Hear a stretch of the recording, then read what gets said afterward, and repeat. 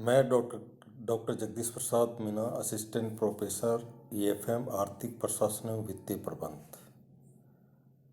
विद्यार्थियों, आज अध्ययन करेंगे बीकॉम पार्ट 3 का जो फर्स्ट पेपर है, ग्रामीण विकास एवं सहकारिता।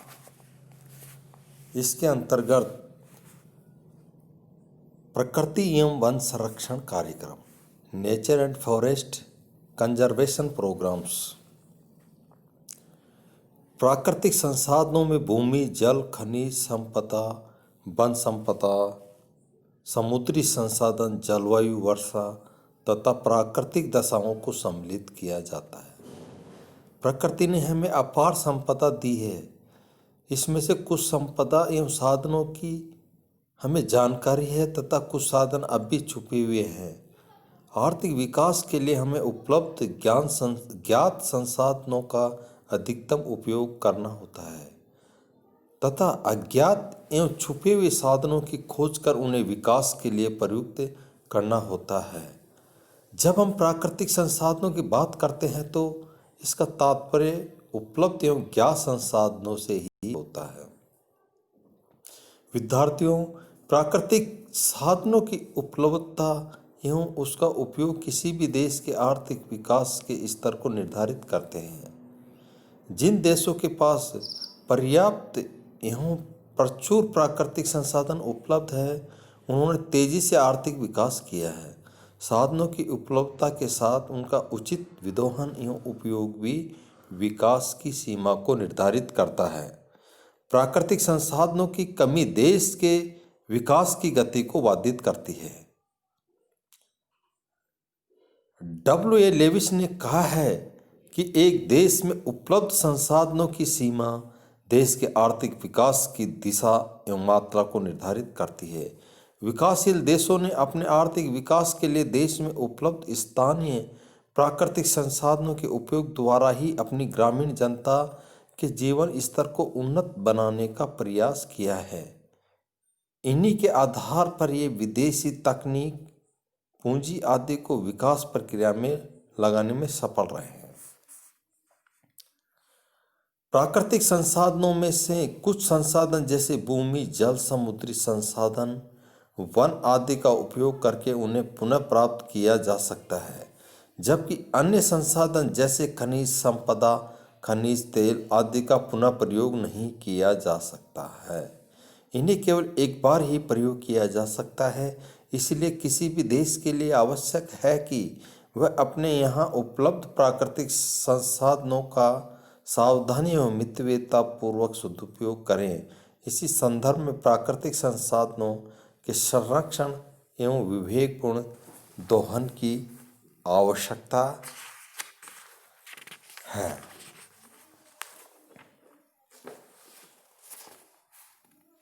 अब अध्ययन करेंगे प्राकृतिक संसाधनों के संरक्षण की नीति एवं कार्यक्रम। भारत में पर्यावरण एवं वन मंत्रालय पर्यावरण एवं वनों से संबंधित कार्यक्रमों की योजना बनाने, उनका संरक्षण करने, विभिन्न कार्यक्रमों में समन्वय करने तथा उन्हें लागू करने वाली केंद्रीय संस्था है। इसके अतिरिक्त ये मंत्रालय संयुक्त राष्ट्र पर्यावरण पर्वतीय विकास के अंतर्राष्ट्रीय केंद्र आदि कार्यक्रमों के लिए भी केंद्रीय भूमिका निभाता है। ये संयुक्त राष्ट्र पर्यावरण एवं विकास सम्मेलन के कार्यक्रमों को देखभाल एवं उनके अनुसरण का कार्य भी करता है। ये मंत्रालय विभिन्न क्षेत्रीय संगठनों जैसे एशिया और पैसिफिक के लिए आर्थिक एवं सामाजिक परिषद, south Asia association for regional cooperation आदि से संबंधित मामले भी देखता है। प्राकृतिक संसाधनों का सर्वेक्षण, सर्वे ऑफ नेचुरल रिसोर्सेज, वर्ष 1980 में स्थापित भारतीय वानस्पतिक सर्वेक्षण देश के वानस्पतिक संसाधनों का सर्वेक्षण और उनकी पहचान करता है। कोलकाता स्थित अपने मुख्यालय तथा देश के विभिन्न इलाकों में अपने 9 सर्किलों के माध्यम से ये देश भर में नियमित रूप से खोजी यात्रा करता है। इन दोनों के परिणाम राष्ट्रीय तथा प्रांतीय वनस्पति के रूप में प्रकाशित किए जाते हैं। 2002 में इसके उद्देश्यों एवं संभावनाओं का पुनर्निर्धारण किया गया।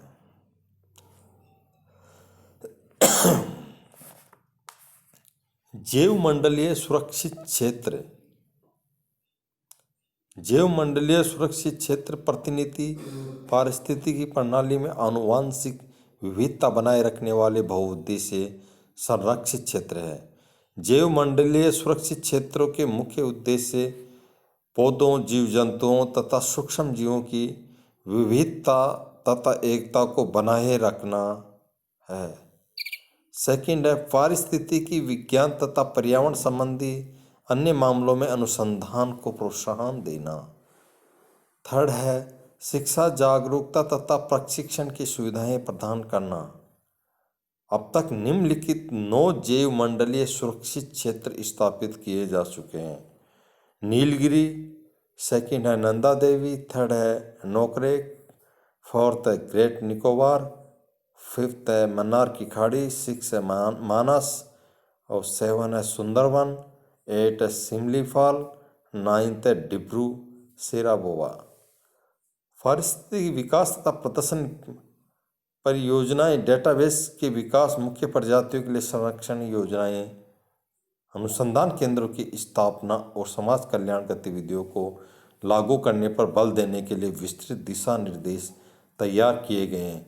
जैवमंडलीय संरक्षण कार्यक्रम के प्रति लोगों में जागरूकता पैदा करने के लिए गैर सरकारी संगठनों को भी शामिल किया है।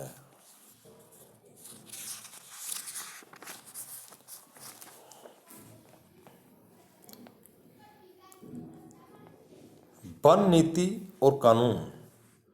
भारत उन कुछ देशों में है जहां 1894 से ही वन नीति लागू है, जिसे 1952 और 1988 में संशोधित किया गया है। संशोधित वन नीति 1988 का मुख्य आधार वनों की सुरक्षा, संरक्षण और विकास है। इसके मुख्य लक्ष्य हैं पारिस्थितिकी संतुलन के संरक्षण और पुनः स्थापन द्वारा पर्यावरण स्थायित्व को बनाए रखना। नेक्स्ट है प्राकृतिक संपदा का संरक्षण करना। और थर्ड है नदियों, झीलों और जल धाराओं के आवाजाही के क्षेत्र में भूमि कटाव और मृदा क्षरण पर नियंत्रण। फोर्थ है राजस्थान के रेगिस्तान इलाकों में तथा तटवर्ती क्षेत्रों में रेत की टीलों के विस्तार को रोकना। फिफ्थ है व्यापक वृक्षारोपण और सामाजिक मानवीय कार्यक्रमों के जरिए वन और वृक्ष के आच्छादन में महत्वपूर्ण बढ़ोतरी।